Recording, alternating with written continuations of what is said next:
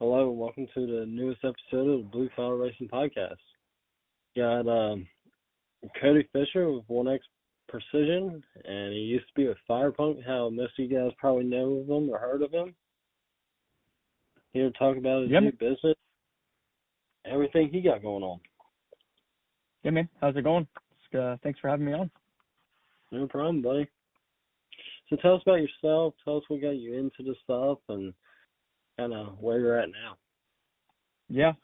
So I guess just to make a little bit of a long story short, I guess, I'm 26. Grew up Central Ohio area, kind of always been around here for the most part. Went to, I went to, in the first place, yeah, so I would have started out kind of just turning wrenches. My grandfather owned a car dealership, and that's kind of what got me going into everything. That was kind of a big part, seeing some of his guys that he employed have big Snap-on toolboxes and such. That was for whatever reason that always resonated to me. Like, as far as the tool side of stuff, I'm like, man, that's cool. Get to turn wrenches on cars. And then one thing led to another. Was big into farming. Went to school through John Deere. Worked for a farm at the time, and they had two super farm tractors. So that's kind of what started the big evolution into stuff. The person that did the engines for those tractors was a man by the name of Brent Payne. He owns a shop still down in Cincinnati, and Gene's Machine Shop. Kind of got out of college, went there, and was got to work around some cool teams. Worked on the Galat super stock tractors for a long time. Got to get my hands and get down with a bunch of tractors and a bunch of good people. So that was kind of the initial start into, I guess, the high performance side of stuff. I had at the time my silver quad cab. That was my second truck I had, and so kind of long story short, ended up leaving there and was looking at a couple other jobs out of state still. Had my truck, and I actually stopped by. I had let Levon, it had tuning from him on it already. Went back to get it retuned, and kind of the rest is history from there. Had a good friend that I knew that was friends with the guys there, and kind of put in a word, and I guess to kind of solidify some stuff, and started there. I worked there for about 6 years almost. And man, we did a lot. I started there just as a mechanic, just turning wrenches, pulling trans, R&R and transmissions and stuff. Obviously that's what they're very well known for. And went from that, and then one night working on some race stuff, was like, hey, can you weld? And I was like, yeah, sure. I've done some welding and stuff. I had a decent mentor at my previous job, and from there pretty much it was a snowball effect. Me and Lynn worked together for, I think it was just the two of us for about 3.5, 4 years. Built another shop, and then just the projects kept getting larger and larger and larger, and man, we built some crazy stuff. Did some stuff that really was kind of unheard of not unheard of, but just we threw our own twist on it. We heavily live by we race what we build thing for a long time, and like I said, that's kind of where everything went. And then we moved into a larger facility, same property and stuff. And we we ended up splitting ways. I still think of all of them like family and everything. And I wish them all the best. So it was just time for me. I had enough of my own ideas and whatnot that it was just time. I've always wanted to grow my own business, and that's something I've always wanted to do. So it's definitely a big learning experience.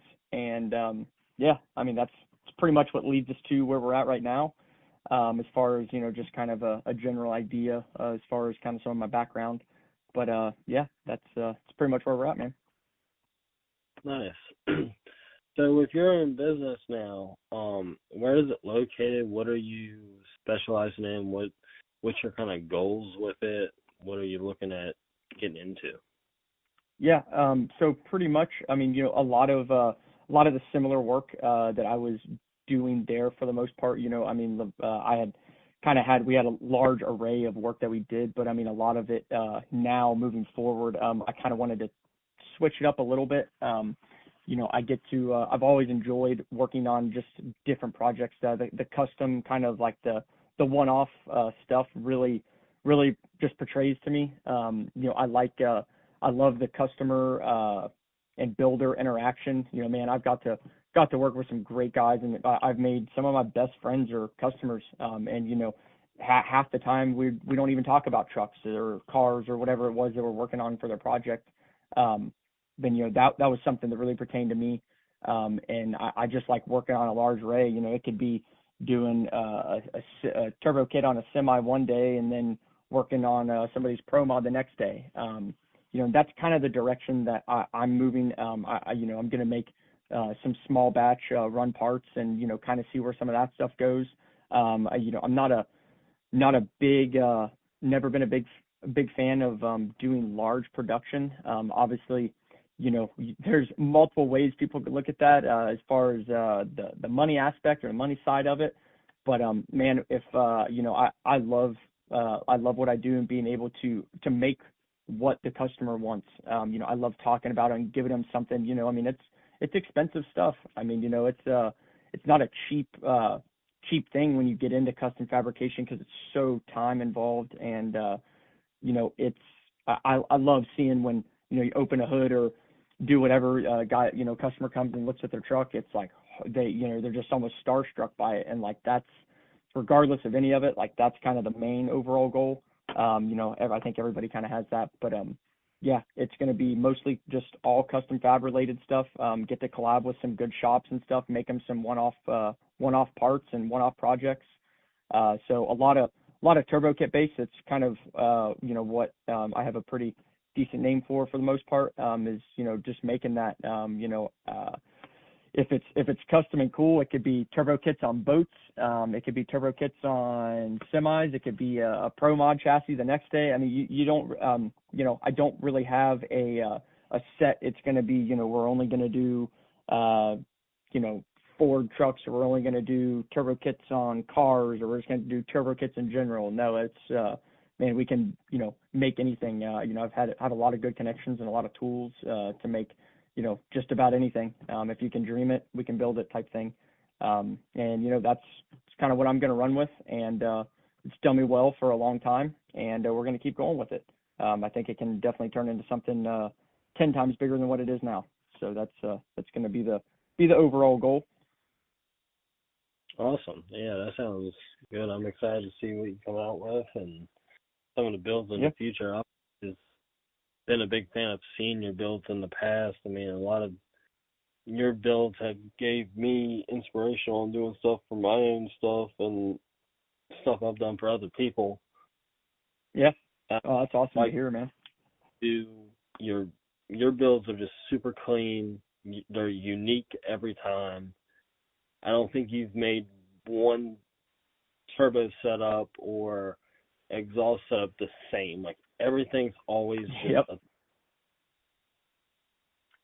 Yeah, and I think I guess to touch on that a little bit more, or to touch on that kind of in a different perspective. I think that's, again, it kind of comes back to that, that custom, the custom side of it. You can, it's easy to go online and buy X, Y, and Z turbo kit and throw it on, and guess what? They work.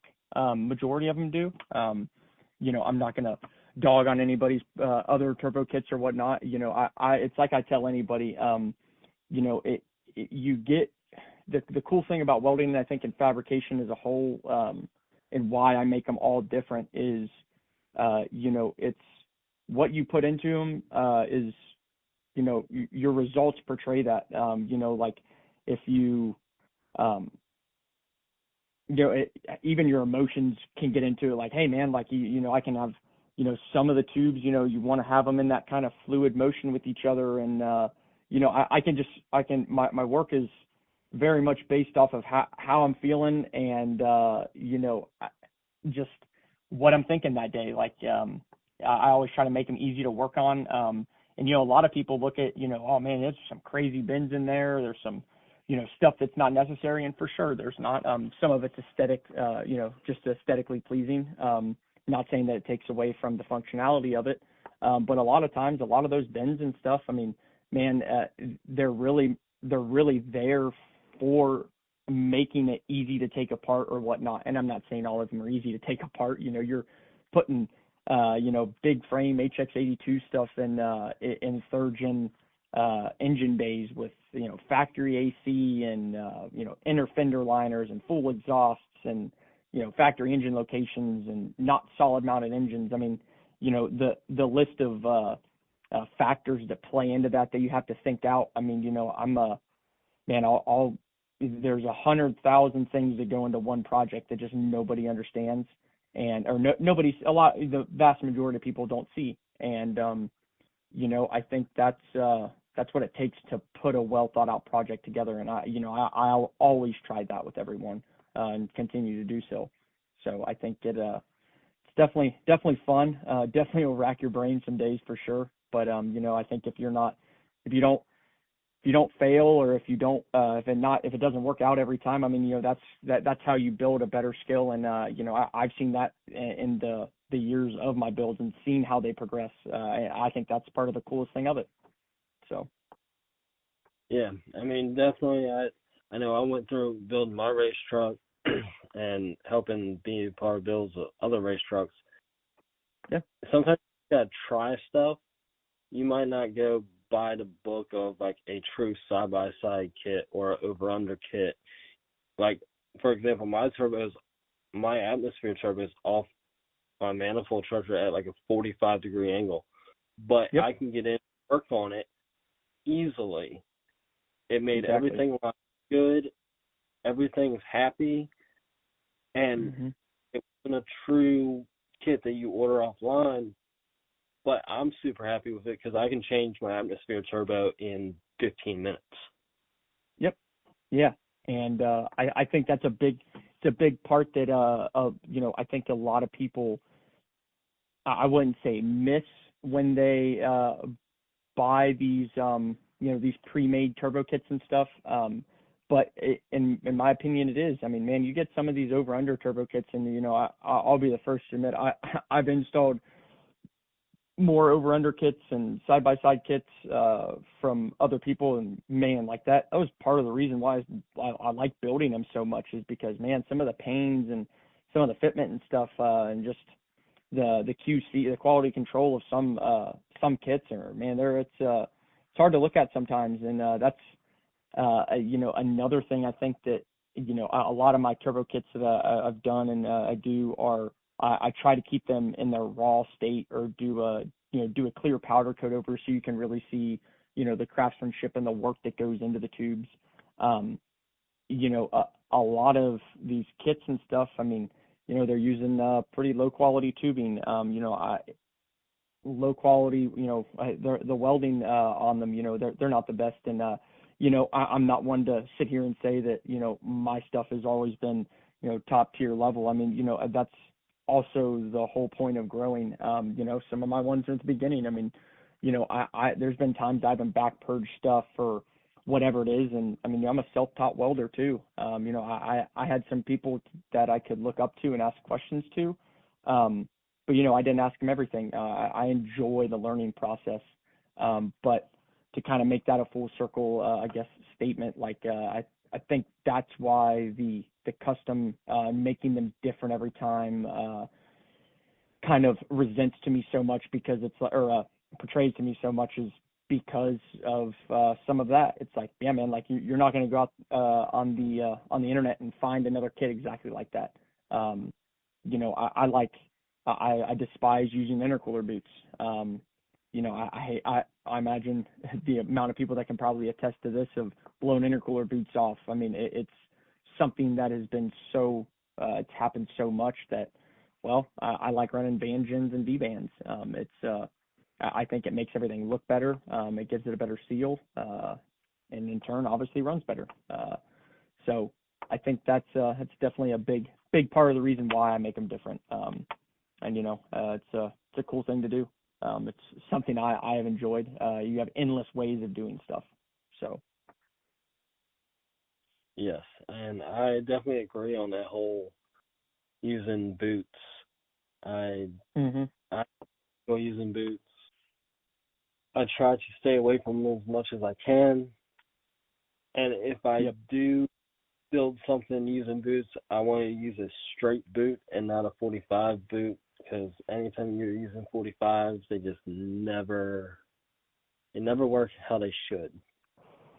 Correct. And I mean, I think I guess to clarify some, I mean, obviously there's plenty of applications that don't necessarily require vibrance and stuff, and I mean, and to talk into the account of cost and stuff, it's definitely a thing. I mean, you look at a boot that's $25 or $30 and some clamps, that will work for a guy that is daily driving the truck. It doesn't make a crazy amount of power. I mean, point in case, I mean, I think the first 2 years that I ran my silver truck, when I actually started, I think about the first year, first season, I mean, it made 1,200 to 1,500 horsepower, and I had a plastic intercooler pipe on the driver's side with factory cooler or intercooler boots. Not simply out of, I mean, I more or less did it for the fact of, let's see if these will hold. And for my case, it worked great. But for the other 20 guys, or 20 or 100 that I've fixed, it didn't. So some of that stuff, it's just you kind of feel it out, and use your best judgment and go on with it from there. Yeah. So tell us about your truck builds. Whew. Do you want to know about personal ones, customer ones, or Your personal. you say personal ones? Whew, man, Yeah. I gotta go ahead. Sorry. Yeah, I know you had the silver truck, and don't you have another one? Yeah. So I've actually at the moment I have one silver truck. I have a 2020 just pretty much it's a blackout Laramie truck that it's my daily driver. I mean it's pretty basic for the most part. It's got the emissions fix kits on them, and a couple of small parts and whatnot. But it's got a turbo from Johnny at Stainless on it that I've been doing some testing with on. But other than that, that is my only current truck. I have my current race project. I actually kind of jumped a little bit of a ship, and I have an '89 Fox body. I built an entire 25.2 chassis car out of it. The whole purpose of that was just to try another line or another group of racing. I love the diesel industry and I love the diesel drag racing. It's something I will always be a part of. But with that being said, I kind of wanted to venture a little bit while I was kind of still able to. And that's still a work in progress, but it's a pretty cool car. It's definitely my largest personal build, I would say, give or take. But to go into the trucks, so I guess I'll start on the trucks. I've had two main trucks that I've owned through the years that have kind of been my, I guess, staples. I mean, without either of those trucks, I wouldn't be where I'm at today. For reference, I had a 98 and a half 24 valve truck, extended cab short bed, that I got when I was a senior in high school. I remember it very, very. I got the taste of 47 REs right off the bat. I drained every penny out of my bank account, and still had to get a little bit more money. to buy the truck. I bought it out of Pennsylvania, and on the way home, I blew a transmission cooler line, and out of not knowing at the time, decided that was, I guess life decided that was going to be my first 47 rebuild. So I got a great taste of that right off the bat with that truck, and had that truck for till I would have been right out of college, or right towards the end. And with that truck, it was a VP truck. I did anything and everything to that truck. I mean, it was it's an endless money pit. They all have been, they continue to be that. But that one started off with just, I had a Quadzilla with a 4K on it. Went to that, then it had a 66 mil on it, just a little drop-in turbo, nothing crazy. Went from that, and then got a good transmission in there. Realized what a lockup switch is, and that definitely made things go, transpire to even more. And about that time, I think that's when I had to blew a head gasket. I remember that pretty vividly. That was a good, weird experience. Thought I destroyed everything in it. Blew out of the back of number 6 and did that. And then that's when I heard another head gasket directly after that, not too long, probably out of my own ignorance. And just, out of learning. And I had a really good friend by the name of Hobie Scarberry. He's kind of, I don't know if you're familiar with the Comp D, competition diesel forums. I was young when I was on there, and it was kind of, I don't want to say fading out, but I definitely didn't have near the people on it when I was on there. But I was very cautious what I posted on there. But I met him through the Comp D forum, and it turned out he was pretty local, and he had a exact same truck to mine, just it was green. And he had went through the VP kind of mess, and at the time when we met, he was building some transmissions and whatnot. So me and him hit it off, and he's a little bit older than I am, and we went through the transmission again, and then he had P pump swapped his truck, and he put a 160 pump on it, pretty basic pump setup and stuff. I mean, I think I had full cuts and some other. I know Seth Farrell had done the pump on it when it was still pretty fresh, and it had a set of compounds on it, and that's when I got kind of the more of a taste of what an actual, if you want to call it a race truck, feel to it. And man, I remember launching that truck for the first time, or being in it with him when he launched it, and I think it's a pretty vivid one to me. When I got I was like, oh my Lord, like I never even realized that was a thing, and they would go that fast. So that kind of opened up a whole can of worms on that truck. P pump swapped it. At that point, the VP stuff, I couldn't, VPs are VPs, unfortunately. It seems like that pretty well at the moment. So it transpired from that, went to had a 180 pump, had a single S472 on it, and man, I thought it was the world's fastest thing. And I lowered the truck, got a fuel system, whole 9 yards, everything that my wallet could afford at the time. And that was my pride and joy. And well, I unfortunately had a kind of a misfortune with it, and it actually caught on fire while it was at home.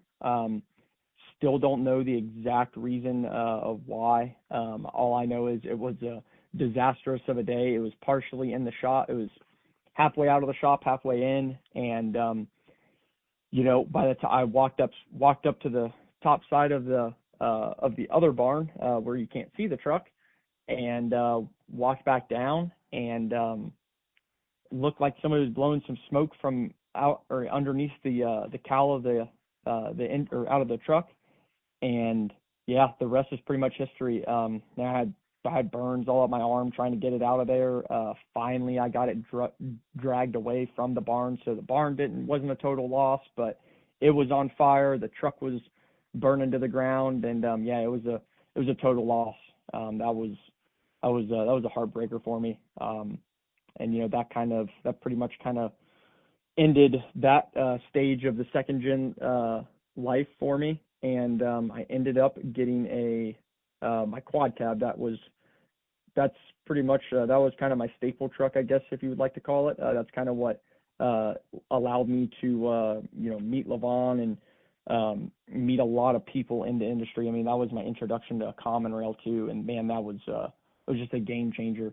The kind of power I realized you could make with them with a lot less parts comparing to the VP or the P pump stuff, and make them to where they are very streetable and they're driver friendly, and the electronics. It just made sense.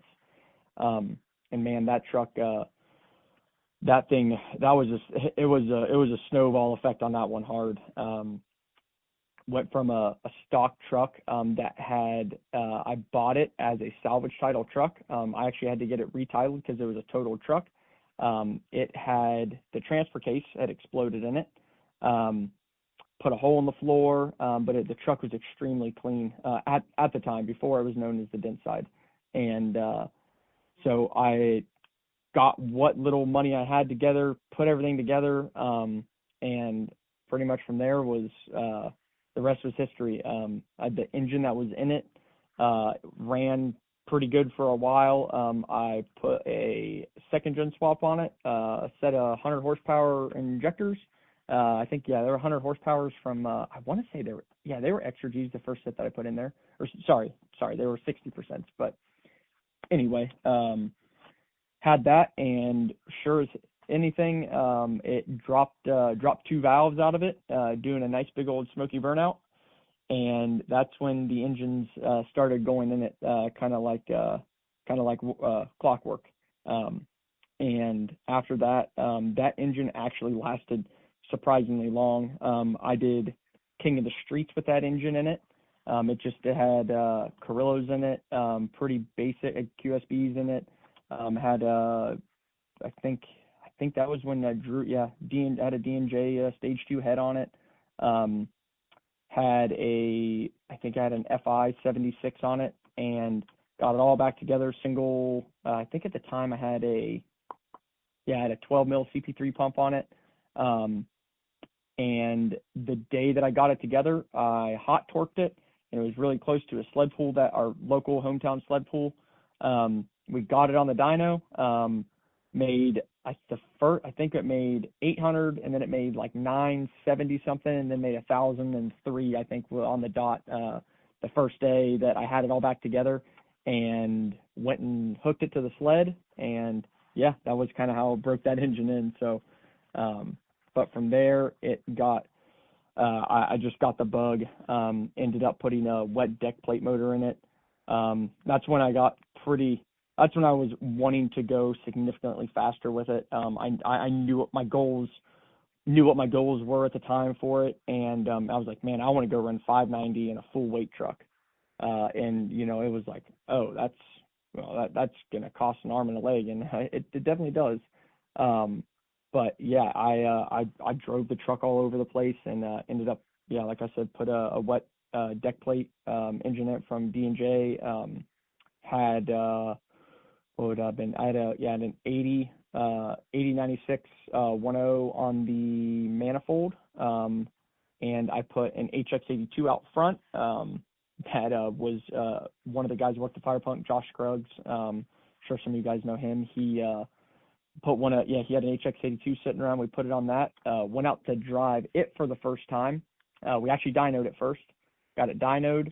I think it made 17. At the time, it was the highest horsepower single CP3 truck that had on fuel that had been done, or actually even on.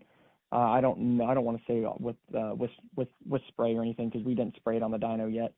But I did 17 and some change on the dyno. We took it off, went out and drove it, and we were going to race it the following, in 2 days after that, and it ate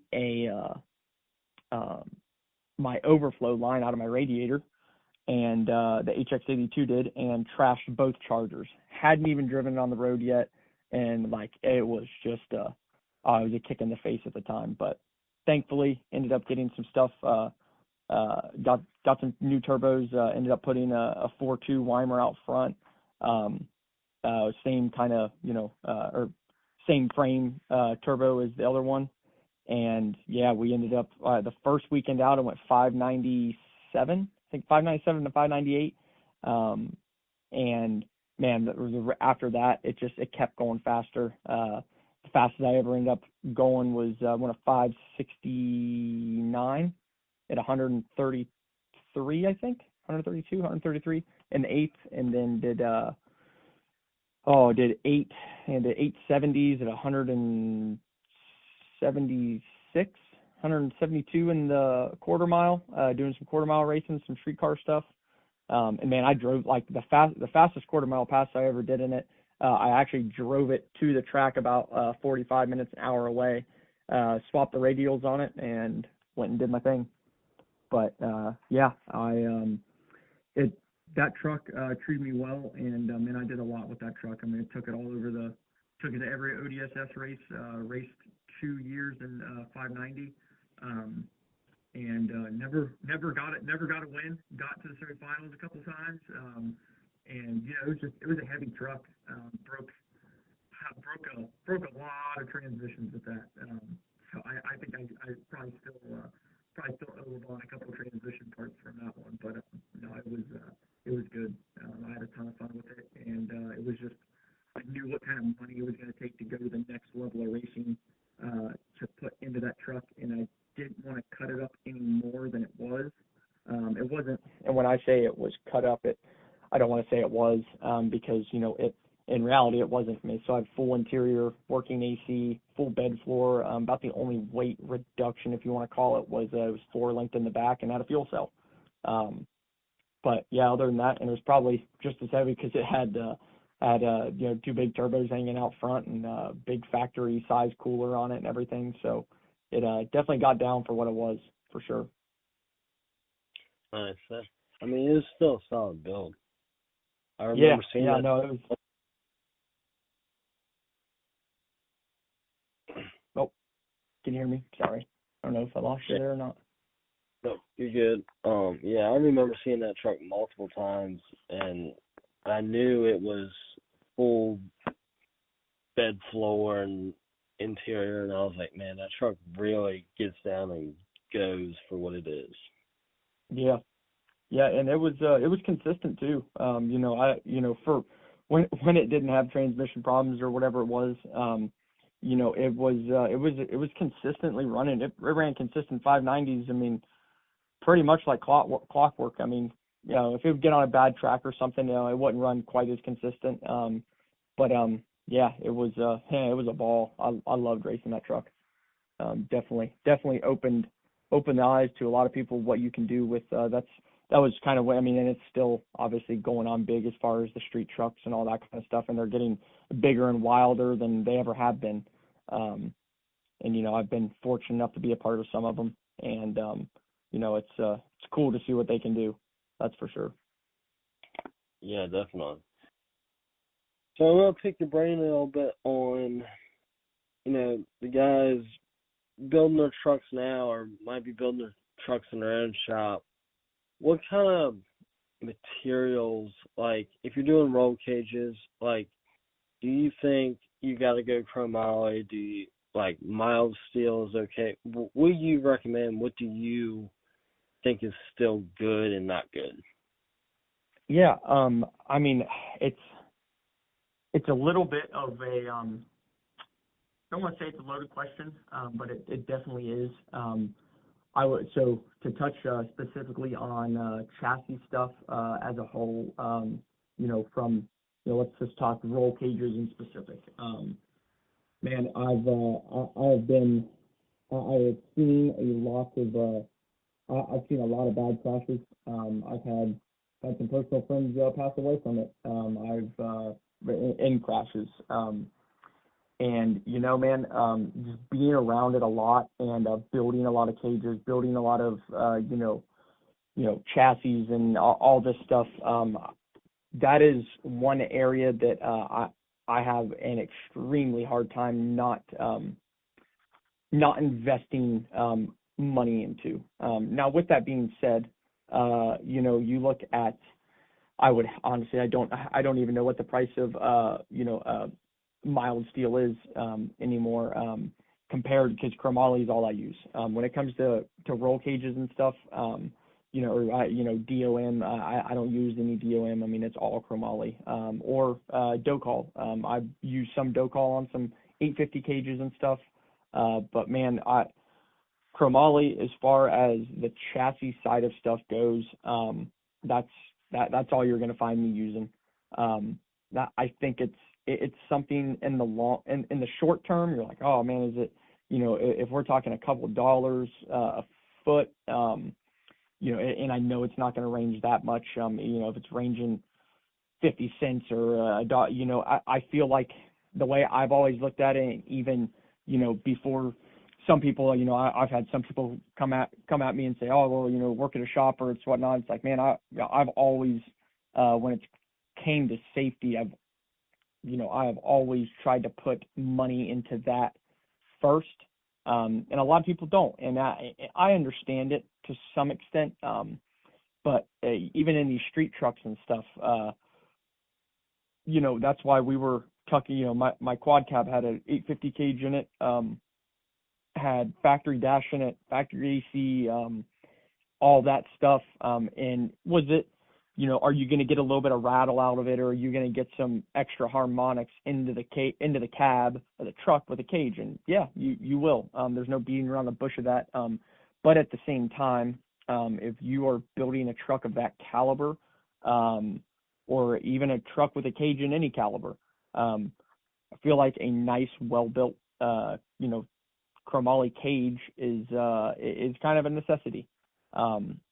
And I tell anybody, you'll see these kind of, call them hack jobs or whatnot on the internet, sometimes, of butt welding tubes together and not notching stuff and all this. I think that's a conversation we'd probably go for a long time, but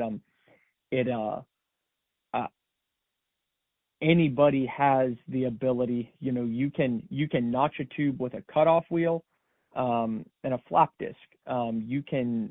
It doesn't take much. It just takes a little bit of time and a little bit of thought to put a tube up to another tube and have a good fit and weld it out, and you're going to have a 10 times the better product than doing something, rushing a project, I guess, if you want to say. That might be the right word. But it's something that I've always told anybody that is getting into welding or getting into doing fabrication at home or any of that. I give the utmost respect if people want to learn it. And I do. I mean, I love seeing people building stuff out of their garage and whatnot. I mean, that's how I've been. I mean, I still do it. Obviously, work out of my own garage. I mean, I don't have a top tier, necessarily a shop. But regardless of that, it doesn't really matter. I've always tell anybody, if it takes 5 more minutes to prep that tube, or you got to go back and knock 2 degrees off to get the tube to fit better, so to close up that little gap and get that perfect fit, use some Scotch-Brite, use some acetone, wipe everything down, make your parts nice and clean so you don't get impurities in them, wipe your filler rod down, and just enjoy the process. In the moment, it might be like, oh, I'm just wasting time or whatever you want to call it. And, I see too many people rush it, and then they're like, man, I don't understand why this doesn't look good. And it's like, well, it's a reality. You have to, it's like I said earlier, what you put into it is what you get out of it. And the more prep you do and the better prep you do, the quality is going to be a lot better and safer, stronger. Multiple different ways you can look at that. But that's kind of how I've always portrayed it.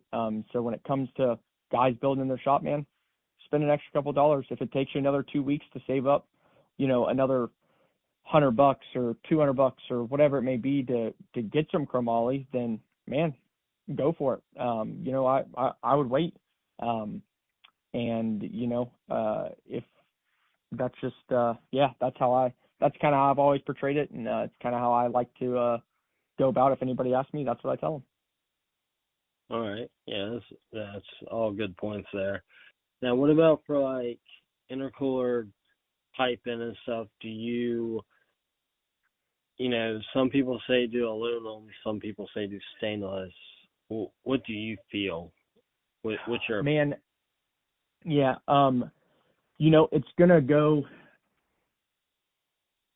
Honestly, at the end of the day, I like to do it, but if the customer wants titanium, if the customer wants stainless, or if the customer wants aluminum, I will give them whatever they want.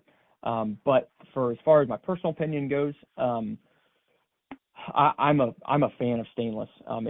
It's a fun material to work with. It's a very strong material. If it's obviously done correctly, there's very many ways you can definitely mess stainless up. It's a little finicky, but the weight wise of it, it's comparing to 065 thin wall aluminum, it's obviously got a little bit of weight to it compared to that. Now I can't I know I've weighed elbow to elbow before, and it's a little bit, obviously it adds up over time, but in my opinion, if you're trying to make the absolute world's lightest vehicle, or it doesn't even have to be the world's lightest, if it just needs to be, you're trying to make it as light as possible, aluminum works fine. But with that being said, aluminum also is aluminum is a lot more malleable material. And in return, I've seen a lot of aluminum crack, blow out in the thin sides of the elbows. I've seen more problems with aluminum tubing on diesel stuff. And gas stuff. I've seen enough. It's kind of hard to. Each of them are going to have their own advantage and disadvantage. But as a whole, I really love working with stainless. Titanium is another one of my favorites. I really like working with titanium. It's extremely light. They make they make a bunch of different wall thicknesses, but you can get 1 millimeter to 1.2, 1.5 or 2 mil, and you can use it for a lot of different applications. It's extremely light. Only problem with that, obviously, is cost. So a lot of people don't like to use it simply for that fact. But at the end of the day, stainless is going to get my boat most likely. I do like working with aluminum. I do a ton of aluminum still.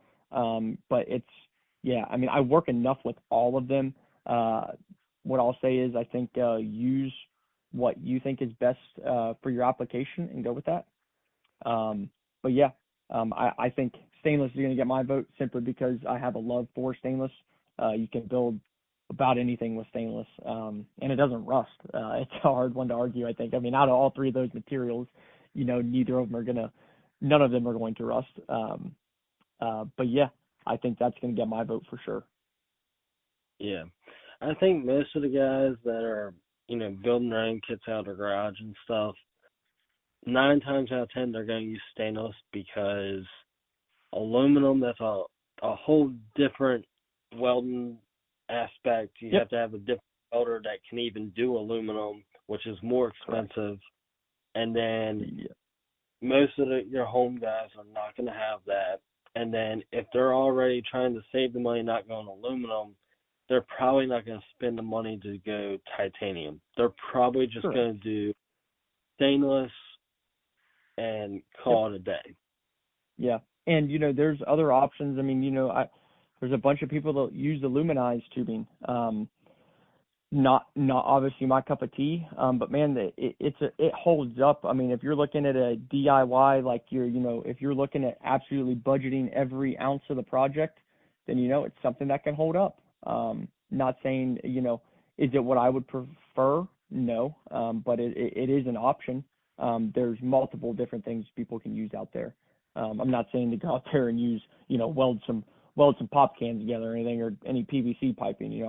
I've seen enough crazy stuff throughout the years. But yeah, I think in any sense, regardless of what material it is, it comes back down to how you prep the material, how you weld the material. You can just as easily mess up welding aluminized tubing as you can titanium. The basic procedure is the same regardless of the material, is how I've always portrayed it, or how I've always looked at it. It doesn't matter if it's titanium or if it's chromoly. Now, will chromoly hide impurities better and whatnot? Sure, by all means. But you know what? I still wipe everything down with acetone. Everything is clean, doesn't have any oil on it. And yeah, try to keep that process the same for every material. That way I'm not, it makes everything go smoother, I guess. And then, yeah.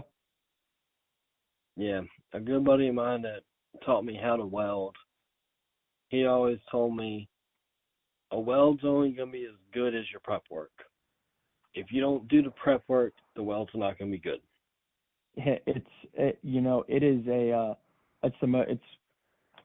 I can't agree with it anymore. It's because it holds such a true statement in welding as a whole. I mean, it doesn't matter if it's, if you're rig welding out west or if you're welding an intercooler tube in your garage. It does not matter. It is your prep is your main thing. It's like there's multiple analogies you can relate it to, but it's like painting. You're not going to start painting a fresh picture on a canvas with a dirty paintbrush, or or you're not going to you're not going to start with a canvas that has a water spot in it, or a tear in it, or something, an impurity. You're always going to start with something fresh.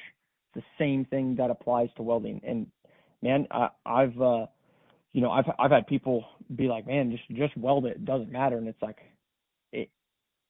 in a grand scheme of things, in some cases, I've definitely probably went over that edge sometimes, and I've worried about it too much, about it being too clean or being too particular. But in my eyes, I don't see it a problem. I would rather be too particular than not particular enough, and have something happen, because I can promise you, on we'll use titanium as an example.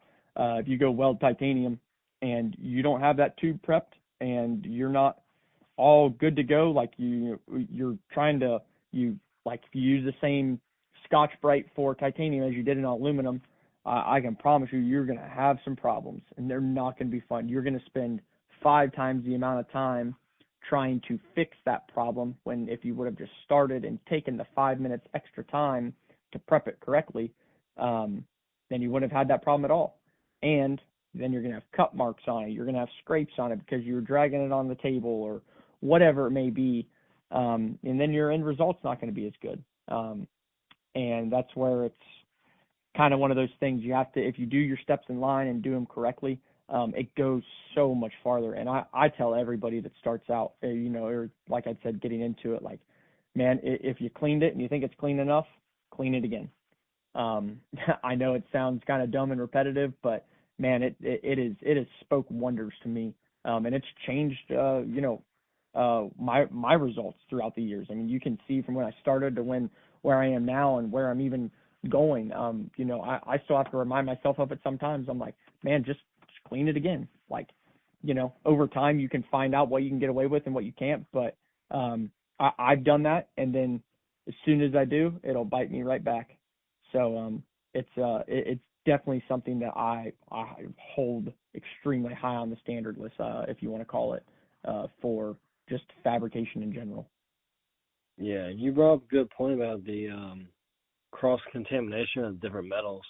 Like, Yeah. For example, I have a set of welding gloves for aluminum, for mild steel, for stainless, for titanium. Like, I don't even use the same gloves for each type of material, because all it takes is touching it, getting some particles oils, getting anything on it, and it's going to change the whole entire weld. Yep. And you'll sit there and scratch your head, and then you'll realize what you did wrong. Mhm. Yeah, and I have set for like how my shop's set up now. I mean, I would have a bin that had my Scotch-Brite for titanium, for stainless, for aluminum, for chromoly, and then I would have all my flap discs the same. If I used one, it would go in that specific bin, and it was a known thing to always put them back in the correct ones if you used it. And if you had one that got oil on it or something, if you get oil on any of your your abrasives, it's, call it what it is. I mean, you can clean it if it's a must. But man, I pitch them. I keep my tables extremely clean, simply because of that fact. I've had it happen. I've had it happen to me numerous times, and I think that's something that not a lot of people realize when, either if it's me talking about or whoever it is. Like, a lot of the people that emphasize on that a lot, mostly is because they've been through it. I have. I mean, it's been 3 a.m. It's been the last weld on a project, and I messed up, and guess what? I'm sitting there kicking myself because I didn't just follow my procedure and follow my steps and I didn't give it 100%, and my results showed that clear as day. I think that's the cool thing about welding. It keeps you honest. That's for sure. And you can't hide I mean, you can hide imperfections in some things, and others you can't. And with welding is one thing, it is extremely hard to hide that. So I think that's part of the journey and part of the travel with doing it. I think it's cool. Yeah, and you always learn more. Like, you might weld something last week, and you go to weld it this week, and you learned from what you did last week. Like, you just continue to better yourself. And oh yeah. You might not notice it, but you'll just, over the years, you'll notice how you just bettered yourself in certain aspects of it. Yep. Yeah, and it's something that I think if the longer you do it, and I mean, I know people that have welded for 4 times the amount of years that I've welded, and I was actually kind of funny you mentioned that. I have doing some paperwork and doing some filing and stuff tonight, and like the amount of notes that I have kept for welder settings for different materials, for like I would have different settings for Race Part Solutions aluminum elbows, and then I'd have a different setting for Wolf Aircraft's aluminum elbows, different ones for on the thin side of a tube to a thick side of the tube. I knew where I would have to start on the tube to make it around without heat soaking the thin side as much. There's so many variables that go into it. I know what tungsten works best with this. I know if my I know how I like to have my tungsten finished. And I know what each filler rod from different companies are going to have a little bit of a different material percentage in them. If it's plus or minus a little bit in whichever it is, they're going to weld a little bit different. They're going to take an amp or two difference, and some of that is, I mean, that's really honing in on it, but it's something over time that it's really going to make you better. I mean, I hound on making notes of what I'm doing or new things that I've seen or, done or found out or whatever it is, because it gives you reference, like, oh yeah, hey, I think I remember doing this, rather than trying to guess. And, you come up on the same situation 2 years later and you do the exact same thing when it's, oh, I can just look at my notes real quick. So I think that's a cool thing. But yeah, no, you definitely hit it on the head for sure. And like, everybody learns welding differently. Like, a lot of people told me I learned it backwards. I worked with a good buddy of mine doing marine work, and we used anodized aluminum. And oh, okay. I never touched a TIG rig in my life, never welded anything, and he taught me how to weld anodized aluminum. Yep. Yeah, And it's crazy. that's a whole different world. And then Mhm. we got into regular aluminum, and they taught me how to TIG stainless and mild steel. And still to this day, I can pick up a TIG rig. I can TIG. I'm not gonna say I'm great at it, but I feel like I'm decent at it. I can pick up a MIG gun, do okay. You give me a stick rod where everybody learns on them, and Yep. my stick capabilities are not great. Like, I can make stuff stick together. It's not going to be pretty. But Yeah, I can attest to that for sure. It's definitely a backwards learning of the art, but I don't regret it because it's starting with aluminum, going to steel. I got a good concept of how it works. And most of the stuff in our line of work, doing stuff for race fabrication, we're taking most of the stuff. Correct.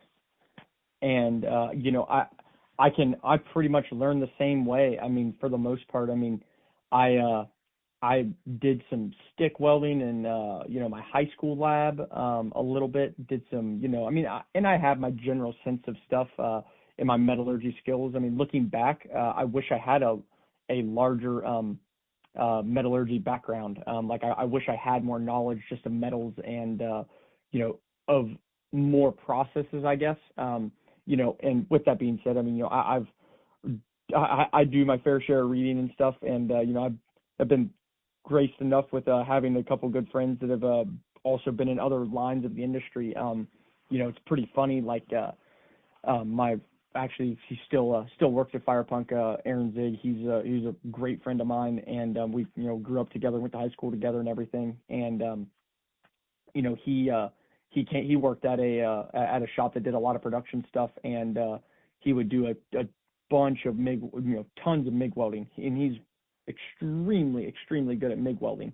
And some dual shield stuff. I mean, any process in that is a general, push pull, spool gun, all that stuff. And then it's funny, we were welding. I remember one time not that long ago, we were welding on an I-beam, and it's like, I'm like, give me the squirt gun. I'll go up there and weld it. And it's like, I have to rethink the process a little bit just because I've been, sticking to one process so much. And, like you said, you said you did it, or how somebody had told you did it backwards. I mean, I don't look at, there's not a wrong way to learn about it. Sure, are there bad teachers? There's different ways to go about it for sure. I wouldn't say it's wrong by any standard. I wish I would have had somebody teach me more than they did. Simply because, well, I mean, in the long run, I don't regret anything of it or how I've learned my processes, but because a lot of it's been trial and error. A lot of reading, just a lot of just trying to fine tune and hone in on your skills.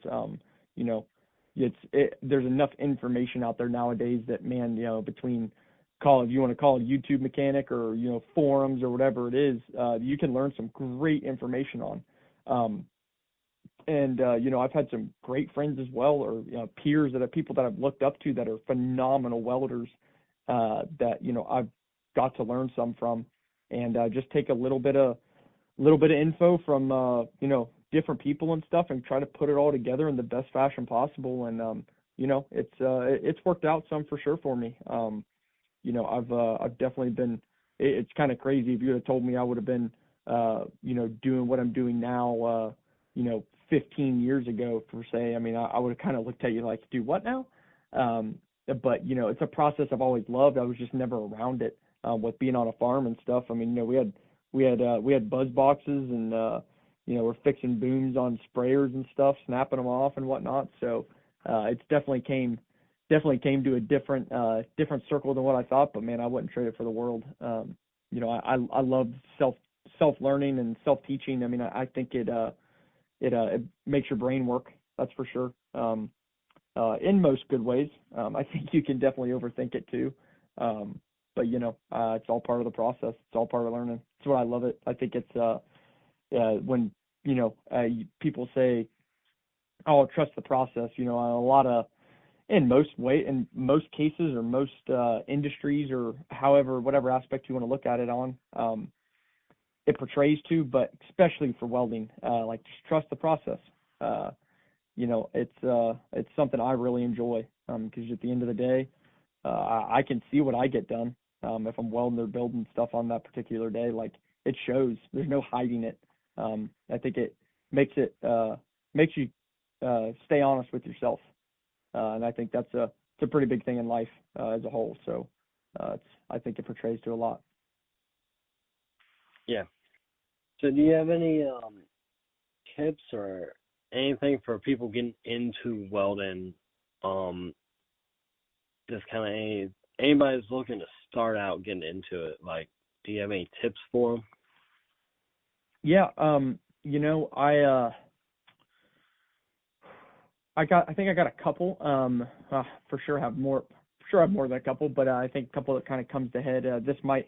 Some of this probably portrays a little bit to maybe the running a business too, or going out on your own as much as it does welding. I think for the welding side of it and in general, you can do a lot with a little. It's a pretty common term, but man, it really speaks. It it holds a lot of value. I think in the long run, you don't need every fancy tool in the world to do the job. Um, you can do a lot with some basic hand tools, or basic equipment. A grinder, a small saw, a band saw, or whatever it may be. I mean, a porta band even. I mean, that's one of my main tools I still use to this day. Um, but I think you just yeah, would like to remind everybody you just don't have to spend every penny on the top notch or the best tool. You can always do more with less, and skill is going to outwork the equipment regardless. So just if you're going to get into it, I like to at least I like to tell everybody if you're going to um, do it 100%. It's just I think that pertains to more than just welding as well. But yeah, man, like don't be afraid to ask people. I mean, the industry's a great place and it's got tons of great people in it you can learn a ton from. And just if something doesn't work, don't give up. I mean, just try it again. I mean, I can't tell you how many times it's been. I mean, it's taken me years to figure out certain things. I mean, I'm still learning stuff. I've always aluminum was something I struggled with, and man, even I have a good friend, Michael Cordova. I mean, he showed me a couple, small things, and it changed how I did stuff. Yet again, even this many years into it, and you're like, man, if I would have just done that, like all this would have changed. And it's like, it's easy to look back and get frustrated at it, but again, just trust the process, enjoy it, and just do it to the best of your ability. And don't listen to the internet all the time. Internet's it's a great place, but it's a toxic place at in the same swing. I've without social media and stuff, I wouldn't know half the great people that I know and wouldn't have worked with half the people I have. But I think it definitely has its toxicity surrounding it. But stay true to yourself. Yeah, I think those are a couple big points for sure. It's stuff that I try to live by too.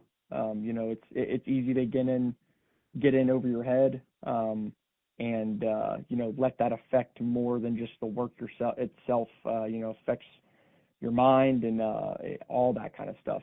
Having clear headspace and not taking on too much work is a good thing. Not saying anybody to slow down or don't take on X, Y, and Z projects, but work at a pace that is comfortable to you, to where you can get good rest.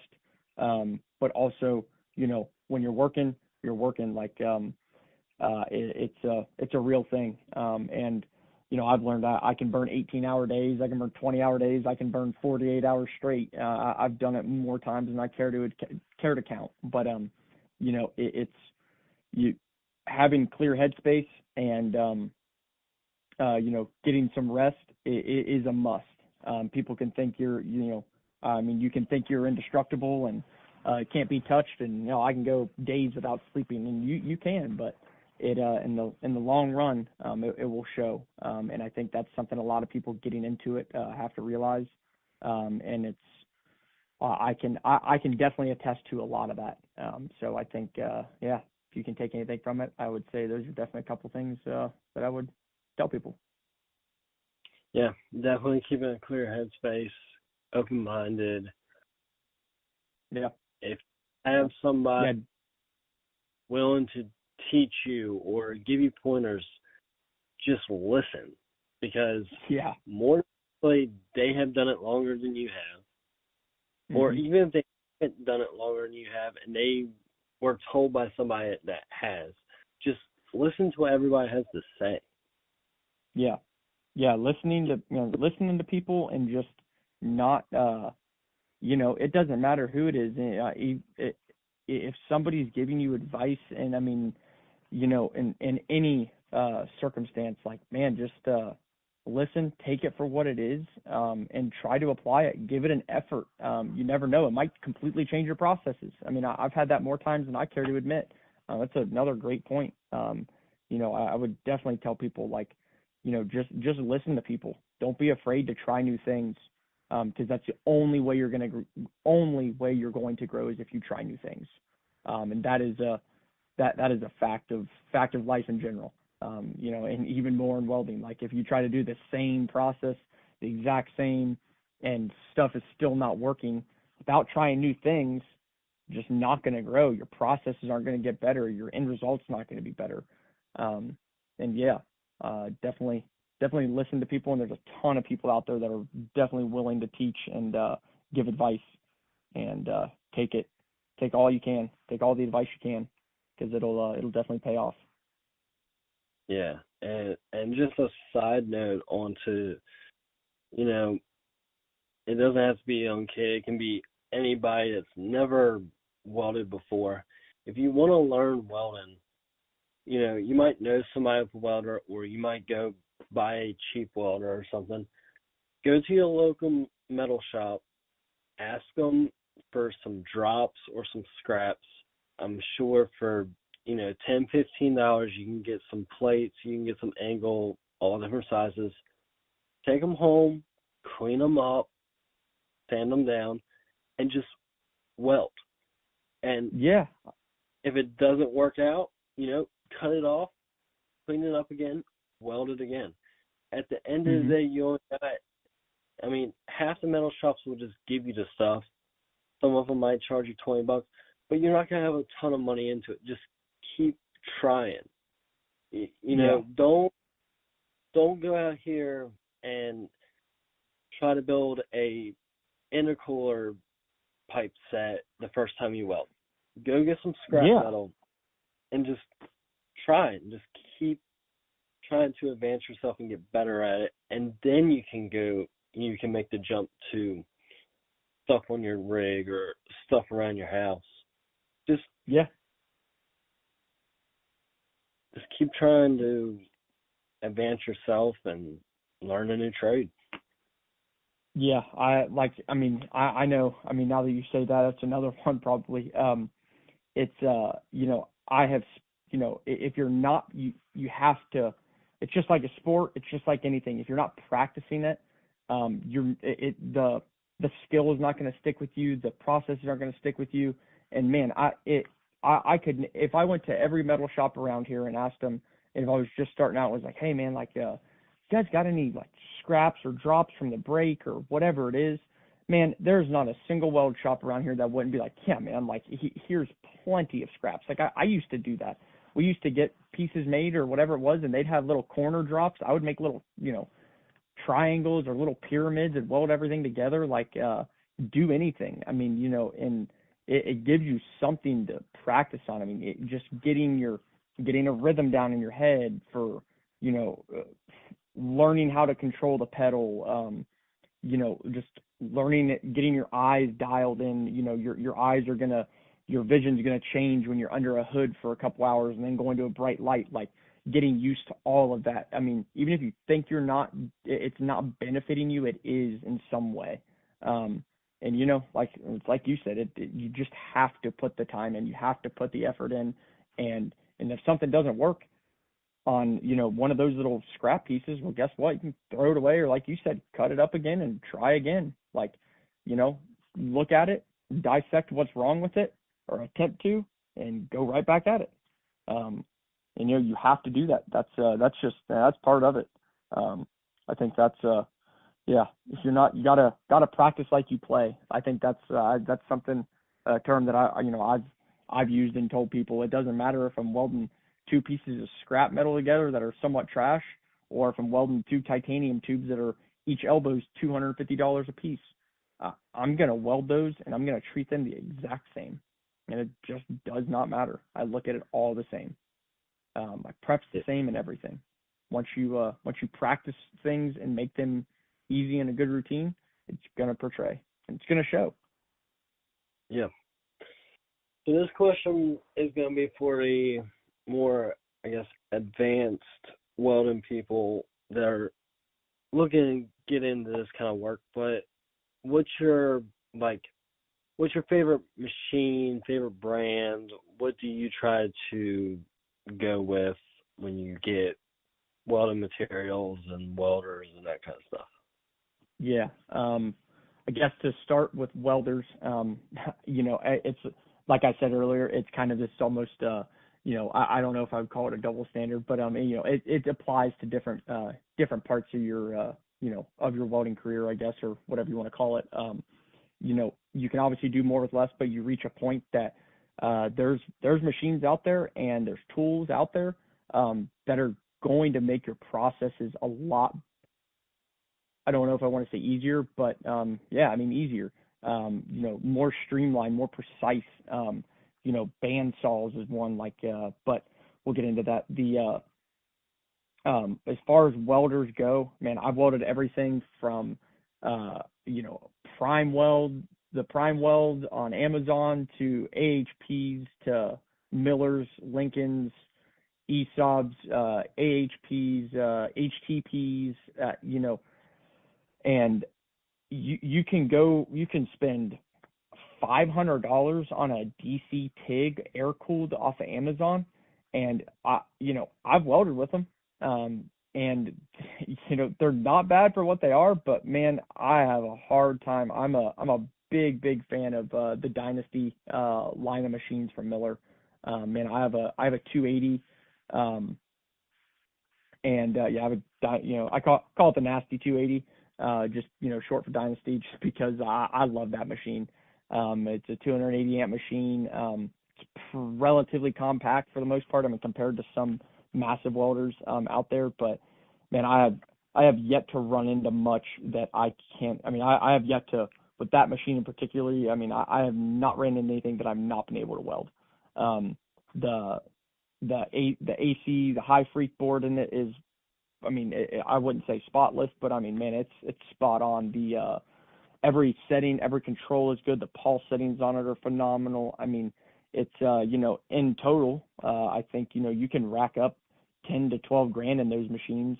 I've welded with a Dynasty a 400 amp machine a lot too, and they're phenomenal machines. Like they run, they work. Buttons are great on them.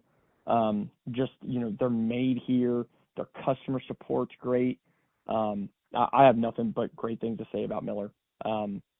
Lincoln, I know some people probably, you're either a red or a blue guy. I mean, that's just kind of, that's the nature of it, regardless if you're rig welding out west or you're TIG welding in a shop.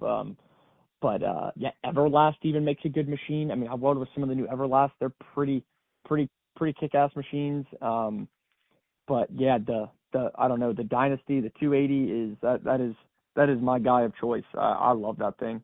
The water cooler doesn't run all the time. If you're running it, you can run it air cooled or you can run it water cooled. I keep two torches on my machine all the time, So like my water cooled machine or my water cooled torch, I'll run when I'm doing aluminum primarily, some cage work, but not really.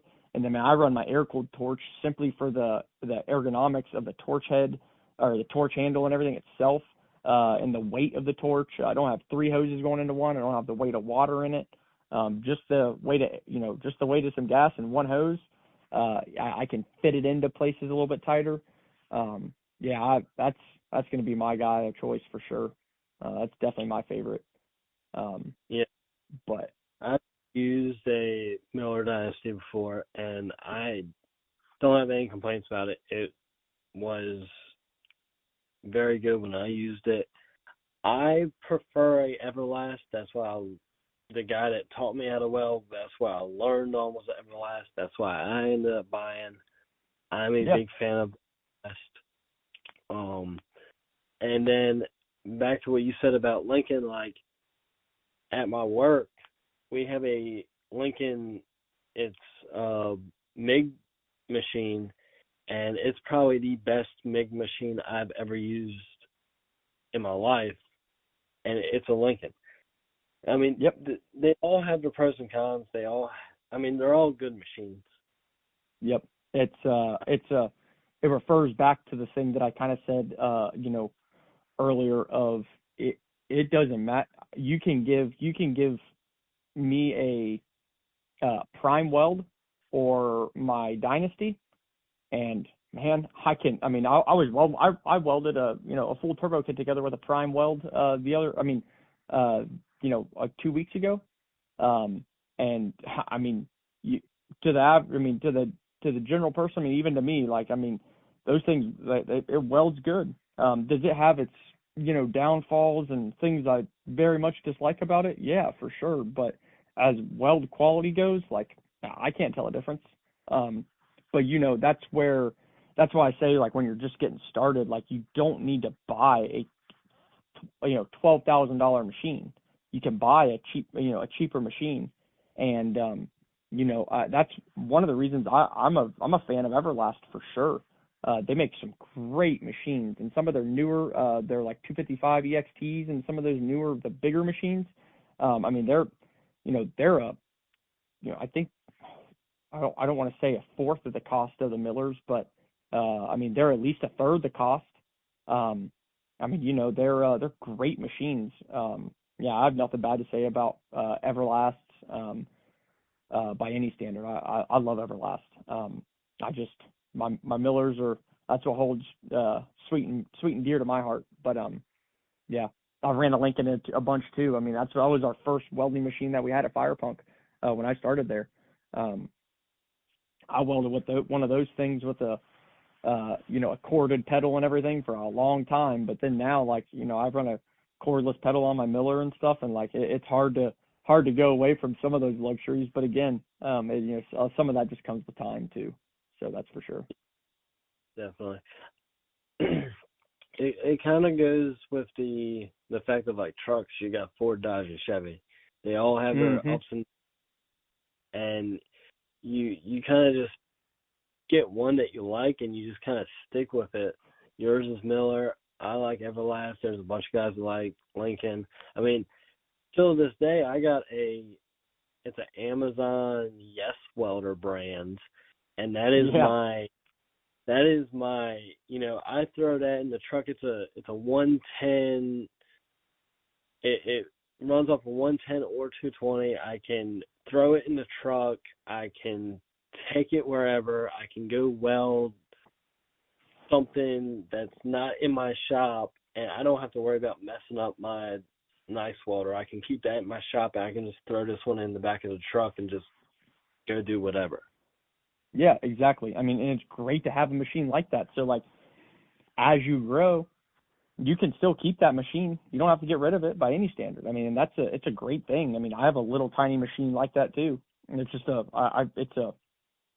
now that I say that, it is a prime. It's one of their little tiny units. It's the same thing. You can run off 110 or you can run off 220. But it's just a little air-cooled machine. But if I have to slide under a truck or go somewhere or do whatever, I can. But it's a great little machine. I haven't used it in a long time, but with that being said, I mean, it's not it still gets its use, it's still beneficial. But I think to answer the other part of your question, as far as materials go and stuff, you know, it's it has taken me it's taken me a long time to get a good full spectrum of materials and stuff. But man, I try not to cheap on materials, I guess. You know, I'm not saying that it's the right thing or it's the wrong thing. It's just the way I do things. You know, I work pretty closely with Stainless Bros and Tycon a ton. I mean, you know, I'm great friends with a couple of the guys over there, and you know, their tube quality for stainless and titanium. I mean, I have yet to see it be beat. It's, you know, their stuff is fun. Their tubes are, you know, outstanding quality. Their quality control is great. You know, I've worked with Wolf Aircraft a bunch. You know, and you know, not that, you know, I work with a couple of the guys up there pretty closely as well. But you know, they do a lot more mass production stuff. I've had some problems with some of their tubes. But at the grand scheme of things in the long term, you know, I've also had some really, you know, I've gotten tons of great stuff from them. So I think probably more than anything, that I would tell anybody is to find either a company that's easy to work with, that has stock available, that you can work with good, you can build a good relationship with them. Building a great relationship is, that's going to be your number one key. It's something that I have, you know, a customer to, or dealer to, what would be the right term for that? Drawing a blank, of course. The wholesaler to the dealer or whatnot, however you want to say that. You know, that relationship is, you know, is a big part of it for sure. You know, and stay loyal to, you know, I try to stay loyal to a couple very good companies. And, you know, like I use Keating Machine for a lot of flanges, and like really good stuff. I use, you know, like I said, Tycon and Stainless Bros. I use Race Part Solutions for a ton of stuff. You know, they all have great guys that I've worked with. Motion Raceworks, you know, I've worked a ton with those guys. And yeah, I've been able to get a good line of product, or, you know, parts that I use and materials that I use. And I try to stick to those guys primarily, unless obviously worst case scenario, if they're out of something or whatever it may be. There's always going to be circumstances and whatnot, but yeah, I think I try to stay pretty much with my sole guys, and you know, I'll branch out and I'll buy a flange from some random person I've never bought flanges from, just to try it, see how I like it. You never know. But yeah, I think that's kind of in short what I try to do, is just find a quality company. You know, there's a lot of places out there that are selling rebranded stuff or China stuff, or people trying to call it their own, and it's not. Like, I just try to get right to the source, try to get it from, you know, who's actually designing the stuff, or who's actually, you know, in that has the ability to take input from, you know, the end user, if there's stuff that needs changed or whatever it may be. You know, that's definitely something I look for, and it's something I've been able to grow, and grown some relationships that, like, you know, hey, I need this flange, and you know, can we change this and that on it? Like, I think this would do wonders if you could do this, because I think it would help a lot of people. It would make stuff easier, or better, or whatever the case may be. I think that's another really cool part with some of those guys that I've gotten to work with and do work with.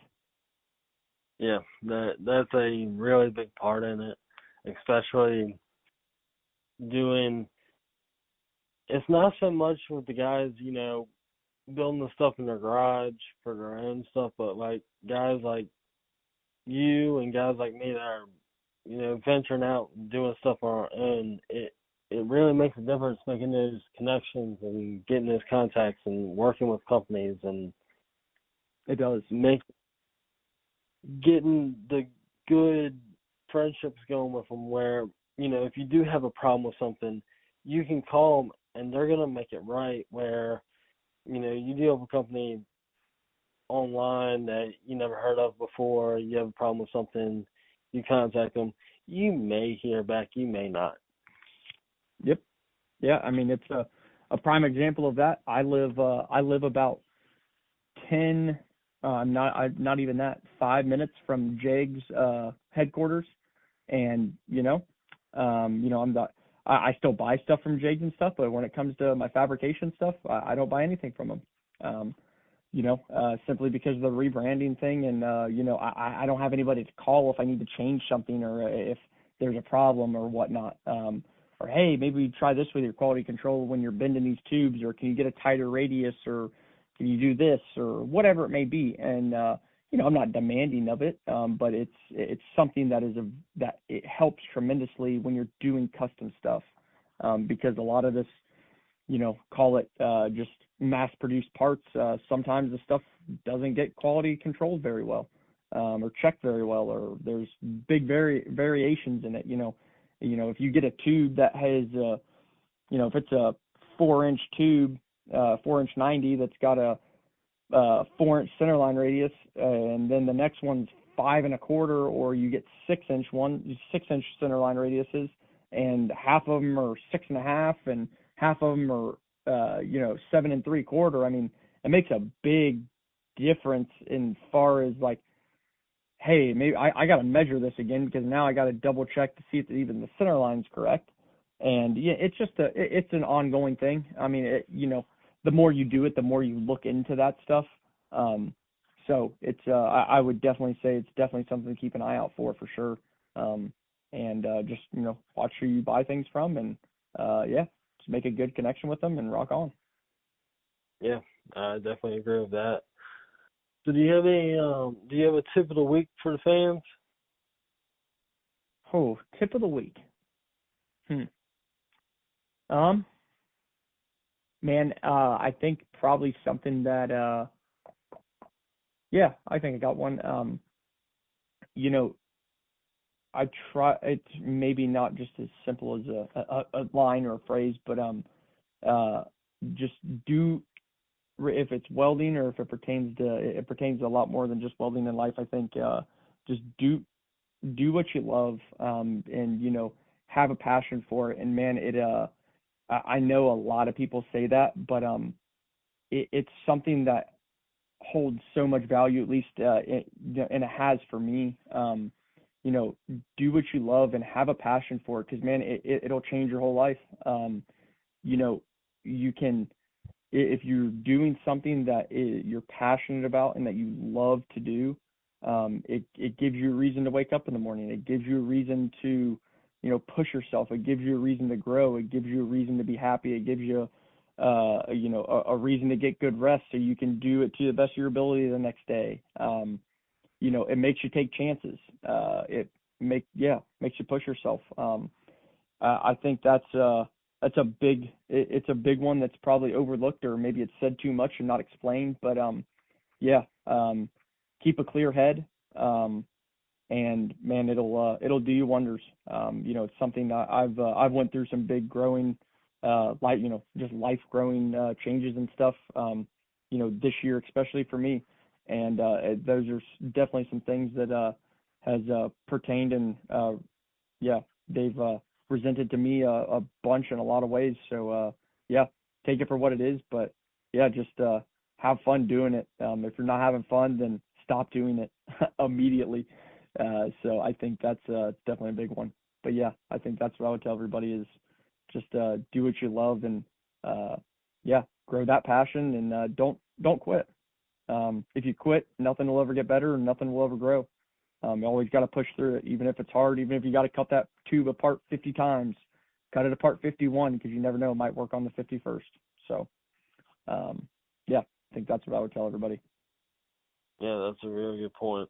I mean, I know it was kind of, I sprung that one on you. It was kind of hard to do it a tip of the week, because, I mean, I feel like pretty much the whole podcast, we've been coming up with pretty good tips of just welding and everything in general.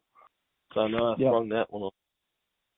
No, hey, I'm all for it. It's I enjoy talking about. I mean, it's easy to talk about all the just the work processes and everything like that. But man, if you don't have everything, I mean, nobody will ever have a perfect picture painted. But you don't have you have to have a healthy and happy life, regardless of just work. I mean, I'm a prime example of, man, you can you can work yourself to death. You can work, I've went years working 12-hour days to 16-hour days, and I mean months on end of not taking any days off or no time to myself or whatever it is. And I'm not saying you got to take, full weekends off or got to just sit around the house and stuff. I mean, maybe if that's your thing, then do it. But you have to. It's easy to get buried in the work and forget about and push everything else out of your life. So I think having, I'm not going to say balance because, to be great at something, balance sometimes has to go off the table. But being content or, being aware of everything else that's going around you and the people that you have around you and being happy is a big one. I know it kind of sounds dumb, but, yeah, just enjoy the ride. And, I try not to have any regrets of anything in my life, and I try to take everything with a full heart and, head on. And I think that's, helped me a bunch. So. Yeah, man, I definitely agree with you on that. So, do you have Facebook, Instagram? What all? How can people follow your new adventure with your business and follow your builds in the future and that kind of stuff? Yeah, my Instagram, my handle on that is Cody_1X Precision, and it's just the letter one, or sorry, not the number one, letter X, and then precision, one, just in one word. And then my website's on there. It's 1xprecisionwelding.com. And then my name on Facebook, you can find that with all of the shenanigans and everything that goes on there is just Cody Fisher. And yeah, that's where you'll find me. I got a full website and everything too. So, if you need, projects, anything like that, it's an open book, and like taking on anybody's crazy stuff. Sounds good. Well, if anybody listening to this needs something crazy built, definitely give Cody a call or look him up, shoot him a message, or if you just have a question for him. Yeah, like I said, I'll take any questions. And I hope to have you back on the podcast here down the road, see how everything's going for you, and see what kind of crazy builds you do. Yeah, man. Yeah, I got some, definitely got some crazy ones in the process already. So, yeah, we'll definitely have to catch back up after some time and, yeah, catch up for sure. But, yeah, no, Kyle, I really greatly appreciate the opportunity and stuff, and it's great talking to you. Hopefully people can take some out of it and apply it to themselves as well. Yeah, I appreciate having you on, and we'll do it again. Cool, man. Thanks, Kyle. I appreciate you. Have a good night, man. You do the same. Thanks, sir. And that's into the newest episode of the Blue Collar Racing Podcast. Till next time.